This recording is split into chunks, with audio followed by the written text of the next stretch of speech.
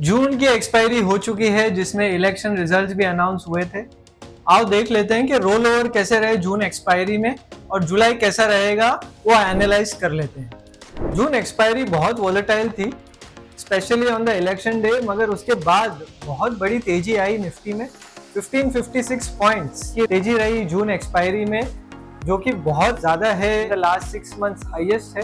दिसंबर में 1600 plus points का expiry था, उसके बाद this is on the second number. मई में 82 पॉइंट्स का लॉस था, अप्रैल में 243 पॉइंट्स का गेन था और मार्च में 344 पॉइंट्स का गेन था।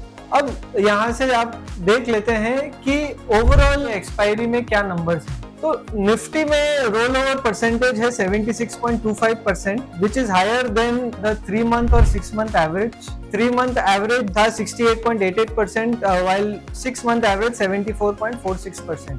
तो roll overs on the higher side हुए हैं। Market wide roll over overall भी काफी अच्छे हुए हैं। 93.72% का रोल ओवर है मार्केट वाइड, जबकि 3 मंथ एवरेज 90.53% था और 6 मंथ एवरेज 91.14% था।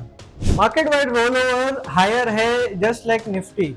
तो दोनों निफ्टी और मार्केट वाइड रोल ओवर्स में अच्छे लॉन्ग रोल ओवर हुए हैं, which bodes well for the July series. अब सेक्टर एनालिसिस कर लेते हैं। सेक्टर्स में क्या रहा हाल। Textiles, telecom, infrastructure, real estate और कैपिटल गुड्स सेक्टर में हायर रोल ओवर रहा compared to the previous expiry, जबकि media, cement, banking, chemicals and technology में थोड़ा लोअर रोल ओवर्स हुआ compared to the previous expiry।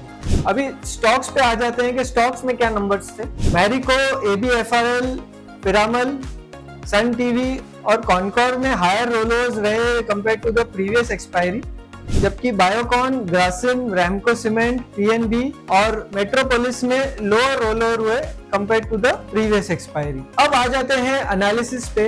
ये जो एक्सपायरी रही है जून की, एक तो बहुत फैबुलस रही है। वन साइड अप पे मूव रहा है पिछले 15 दिनों में आफ्टर द इलेक्शन रिजल्ट्स, मगर जुलाई का जो डेटा है वो भी काफी अच्छा है।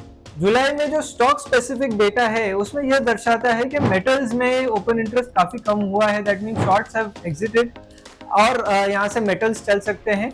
जबकि बैंक्स में भी सेम ही हाल है।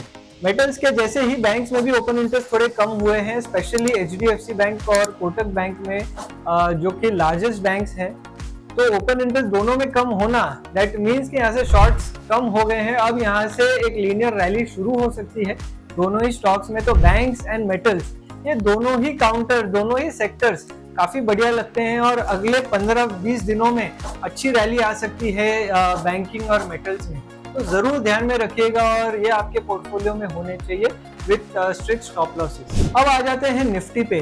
तो निफ्टी में देखिए, ये जो एक्सपायरी रहा है वो 1 करोड़ लाख शेयर से शुरू हो रहा है, जो कि हाईएस्ट है पिछले 6 महीनों में।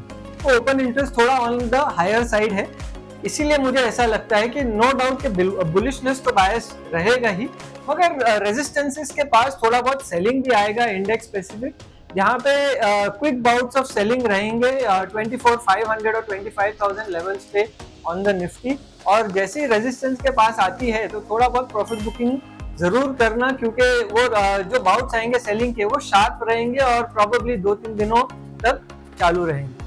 तो ये था analysis for roll overs for the July series. Thank you very much.